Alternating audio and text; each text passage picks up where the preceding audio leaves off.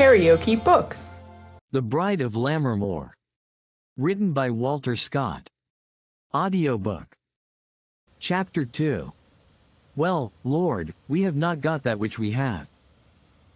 'Tis not enough our foes are this time fled, being opposites of such repairing nature. Henry VI. Part 2. In the gorge of a pass or mountain glen, ascending from the fertile plains of East Lothian, there stood in former times an extensive castle, of which only the ruins are now visible. Its ancient proprietors were a race of powerful and warlike barons, who bore the same name with the castle itself, which was Ravenswood. Their line extended to a remote period of antiquity, and they had intermarried with the Douglases, Humes, Swintons, Hayes, and other families of power and distinction in the same country. Their history was frequently involved in that of Scotland itself, in whose annals their feats are recorded.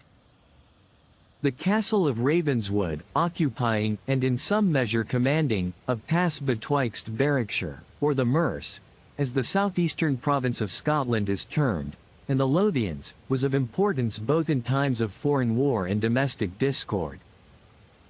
It was frequently besieged with ardor, and defended with obstinacy, and, of course, its owners played a conspicuous part in story. But their house had its revolutions, like all sublunary things. It became greatly declined from its splendor about the middle of the 17th century, and towards the period of the Revolution, the last proprietor of Ravenswood Castle saw himself compelled to part with the ancient family seat, and to remove himself to a lonely and sea-beaten tower, which, situated on the bleak shores between Street Abb's Head and the village of Eyemouth, looked out on the lonely and boisterous German Ocean. A black domain of wild pasture land surrounded their new residence, and formed the remains of their property. Lord Ravenswood, the heir of this ruined family, was far from bending his mind to his new condition of life.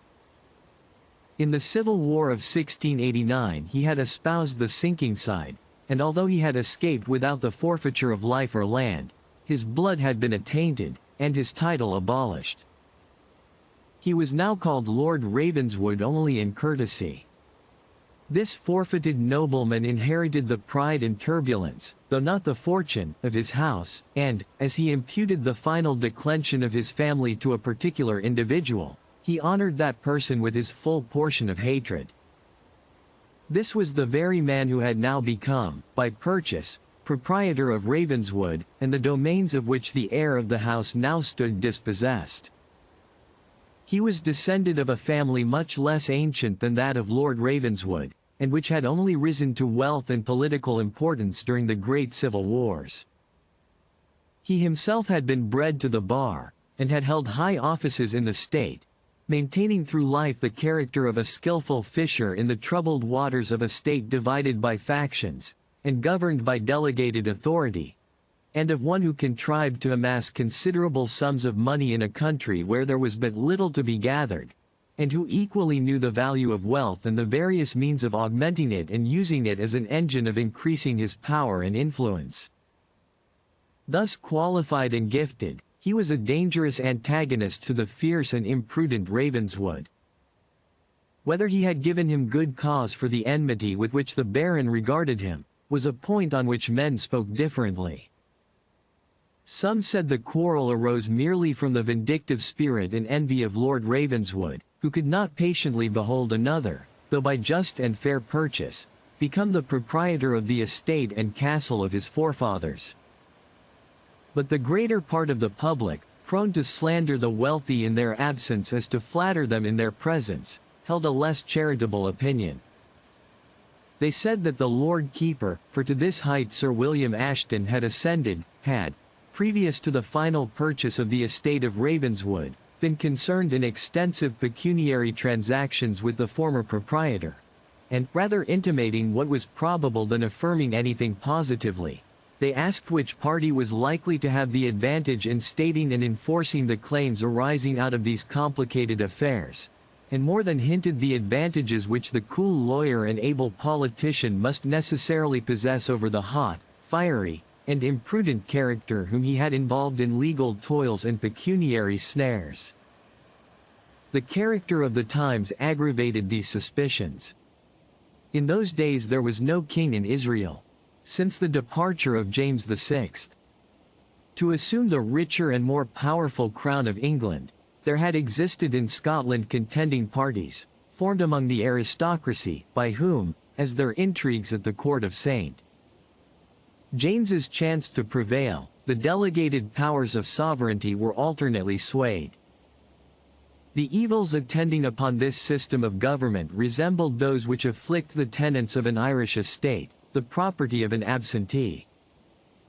There was no supreme power, claiming and possessing a general interest with the community at large, to whom the oppressed might appeal from subordinate tyranny, either for justice or for mercy.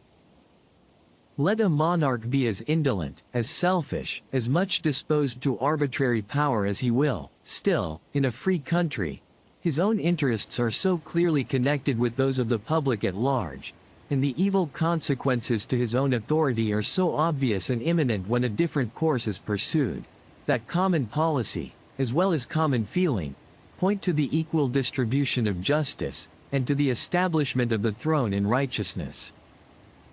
Thus, even sovereigns remarkable for usurpation and tyranny have been found rigorous in the administration of justice among their subjects, in cases where their own power and passions were not compromised. It is very different when the powers of sovereignty are delegated to the head of an aristocratic faction, rivaled and pressed closely in the race of ambition by an adverse leader. His brief and precarious enjoyment of power must be employed in rewarding his partisans, in extending his influence, in oppressing and crushing his adversaries.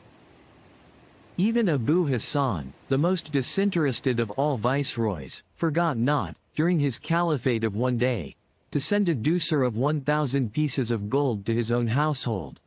And the Scottish vicegerents, raised to power by the strength of their faction, failed not to embrace the same means of rewarding them. The administration of justice, in particular, was infected by the most gross partiality. A case of importance scarcely occurred in which there was not some ground for bias or partiality on the part of the judges, who were so little able to withstand the temptation that the adage, "Show me the man, and I will show you the law," became as prevalent as it was scandalous. One corruption led the way to others still more gross and profligate. The judge who lent his sacred authority in one case to support a friend, and in another to crush an enemy, and whose decisions were founded on family connections or political relations, could not be supposed inaccessible to direct personal motives. And the purse of the wealthy was too often believed to be thrown into the scale to weigh down the cause of the poor litigant. The subordinate officers of the law affected little scruple concerning bribery. Pieces of plate and bags of money were sent in presents to the king's council, to influence their conduct, and poured forth, says a contemporary writer, like billets of wood upon their floors, without even the decency of concealment. In such times, it was not over uncharitable to suppose that the statesman, practiced in courts of law, and a powerful member of a triumphant cabal, might find and use means of advantage over his less skillful and less favored adversary.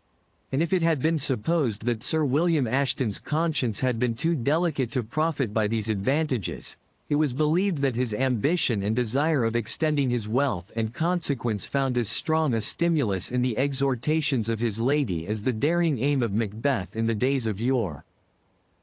Lady Ashton was of a family more distinguished than that of her lord, an advantage which she did not fail to use to the uttermost, in maintaining and extending her husband's influence over others, and, unless she was greatly belied, her own over him. She had been beautiful, and was stately and majestic in her appearance. Endowed by nature with strong powers and violent passions, experience had taught her to employ the one, and to conceal, if not to moderate, the other. She was a severe and strict observer of the external forms, at least, of devotion. Her hospitality was splendid, even to ostentation. Her address and manners, agreeable to the pattern most valued in Scotland at the period, were grave, dignified, and severely regulated by the rules of etiquette. Her character had always been beyond the breath of slander. And yet, with all these qualities to excite respect, Lady Ashton was seldom mentioned in the terms of love or affection. Interest. The interest of her family, if not her own, seemed too obviously the motive of her actions, and where this is the case, the sharp judging and malignant public are not easily imposed upon by outward show. It was seen and ascertained that, in her most graceful courtesies and compliments, Lady Ashton no more lost sight of her object than the falcon in his airy wheel turns his quick eyes from his destined quarry. And hence, something of doubt and suspicion qualified the feelings with which her equals received her attentions. With her inferiors these feelings were mingled with fear, an impression useful to her purposes, so far as it enforced ready compliance with her requests and implicit obedience to her commands, but detrimental, because it cannot exist with affection or regard. Even her husband, it is said, upon whose fortunes her talents and address had produced such emphatic influence, regarded her with respectful awe rather than confiding attachment, and report said, there were times when he considered his grandeur as dearly purchased at the expense of domestic thraldom. Of this, however, much might be suspected, but little could be accurately known. Lady Ashton regarded the honor of her husband as her own, and was well aware how much that would suffer in the public eye should he appear a vassal to his wife. In all her arguments his opinion was quoted as infallible. His taste was appealed to, and his sentiments received, with the air of deference which a dutiful wife might seem to owe to a husband of Sir William Ashton's rank and character. But there was something under all this which rung false and hollow, and to those who watched this couple with close, and perhaps malicious, scrutiny it seemed evident that, in the haughtiness of a firmer character, higher birth, and more decided views of aggrandizement, the lady looked with some contempt on her husband, and that he regarded her with jealous fear, rather than with love or admiration. Still, however, the leading and favorite interests of Sir William Ashton and his lady were the same, and they failed not to work in concert, although without cordiality, and to testify, in all exterior circumstances, that respect for each other which they were aware was necessary to secure that of the public. Their union was crowned with several children, of whom 3 survived. One, the eldest son, was absent on his travels, the second, a girl of 17, and the third, a boy about 3 years younger, resided with their parents in Edinburgh during the sessions of the Scottish Parliament and Privy Council, at other times in the old Gothic castle of Ravenswood, to which the Lord Keeper had made large additions in the style of the 17th century. Alan Lord Ravenswood, the late proprietor of that ancient mansion and the large estate annexed to it, continued for some time to wage ineffectual war with his successor concerning various points to which their former transactions had given rise, and which were successively determined in favor of the wealthy and powerful competitor, until death closed the litigation, by summoning Ravenswood to a higher bar. The thread of life, which had been long wasting, gave way during a fit of violent and impotent fury with which he was assailed on receiving the news of the loss of a cause, founded, perhaps, rather in equity than in law, the last which he had maintained against his powerful antagonist. His son witnessed his dying agonies, and heard the curses which he breathed against his adversary, as if they had conveyed to him a legacy of vengeance. Other circumstances happened to exasperate a passion which was, and had long been, a prevalent vice in the Scottish disposition. It was a November morning, and the cliffs which overlooked the ocean were hung with thick and heavy mist, when the portals of the ancient and half-ruinous tower, in which Lord Ravenswood had spent the last and troubled years of his life, opened, that his mortal remains might pass forward to an abode yet more dreary and lonely. The pomp of attendance, to which the deceased had, in his latter years, been a stranger, was revived as he was about to be consigned to the realms of forgetfulness. Banner after banner, with the various devices and coats of this ancient family and its connections, followed each other in mournful procession from under the low-browed archway of the courtyard. The principal gentry of the country attended in the deepest mourning, and tempered the pace of their long train of horses to the solemn march befitting the occasion. Trumpets, with banners of crape attached to them, sent forth their long and melancholy notes to regulate the movements of the procession. An immense train of inferior mourners and menials closed the rear, which had not yet issued from the castle gate when the van had reached the chapel where the body was to be deposited. Contrary to the custom, and even to the law, of the time, the body was met by a priest of the Scottish Episcopal Communion, arrayed in his surplice, and prepared to read over the coffin of the deceased the funeral service of the church. Such had been the desire of Lord Ravenswood in his last illness, and it was readily complied with by the Tory gentlemen, or cavaliers, as they affected to style themselves, in which faction most of his kinsmen were enrolled. The Presbyterian Church judicatory of the bounds, considering the ceremony as a bravading insult upon their authority, had applied to the Lord Keeper, as the nearest Privy Councillor, for a warrant to prevent its being carried into effect, so that, when the clergyman had opened his prayer book, an officer of the law, supported by some armed men, commanded him to be silent. An insult which fired the whole assembly with indignation was particularly and instantly resented by the only son of the deceased, Edgar, popularly called the Master of Ravenswood, a youth of about 20 years of age.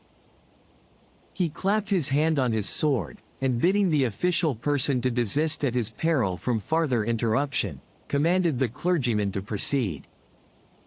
The man attempted to enforce his commission, but as 100 swords at once glittered in the air, he contented himself with protesting against the violence which had been offered to him in the execution of his duty, and stood aloof, a sullen and moody spectator of the ceremonial, muttering as one who should say, "You'll rue the day that clogs me with this answer." The scene was worthy of an artist's pencil. Under the very arch of the house of death, the clergyman, affrighted at the scene, and trembling for his own safety, hastily and unwillingly rehearsed the solemn service of the church, and spoke, "Dust to dust and ashes to ashes," over ruined pride and decayed prosperity.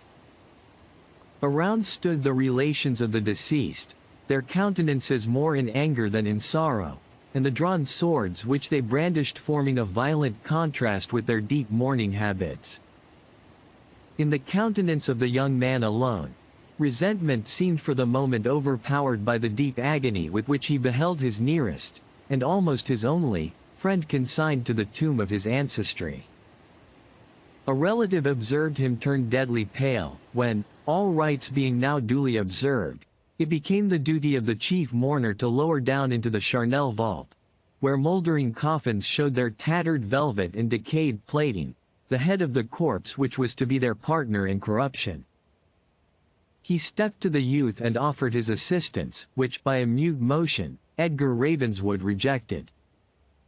Firmly, and without a tear, he performed that last duty. The stone was laid on the sepulchre, the door of the aisle was locked, and the youth took possession of its massive key. As the crowd left the chapel, he paused on the steps which led to its Gothic chancel. "Gentlemen and friends," he said, "you have this day done no common duty to the body of your deceased kinsman. The rites of due observance which, in other countries, are allowed as the due of the meanest Christian, would this day have been denied to the body of your relative, not certainly sprung of the meanest house in Scotland, had it not been assured to him by your courage. Others bury their dead in sorrow and tears, in silence and in reverence. Our funeral rites are marred by the intrusion of bailiffs and ruffians, and our grief, the grief due to our departed friend, is chased from our cheeks by the glow of just indignation.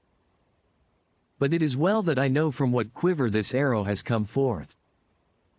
It was only he that dug the grave who could have the mean cruelty to disturb the obsequies, and heaven do as much to me and more, if I requite not to this man and his house the ruin and disgrace he has brought on me and mine." A numerous part of the assembly applauded this speech, as the spirited expression of just resentment, but the more cool and judicious regretted that it had been uttered. The fortunes of the heir of Ravenswood were too low to brave the farther hostility which they imagined these open expressions of resentment must necessarily provoke. Their apprehensions, however, proved groundless, at least in the immediate consequences of this affair. The mourners returned to the Tower, there, according to a custom but recently abolished in Scotland, to carouse deep healths to the memory of the deceased, to make the house of sorrow ring with sounds of joviality and debauch, and to diminish, by the expense of a large and profuse entertainment, the limited revenues of the heir of him whose funeral they thus strangely honored. It was the custom, however, and on the present occasion it was fully observed. The tables swam in wine, the populace feasted in the courtyard, the yeomen in the kitchen and buttery, and 2 years' rent of Ravenswood's remaining property hardly defrayed the charge of the funeral revel.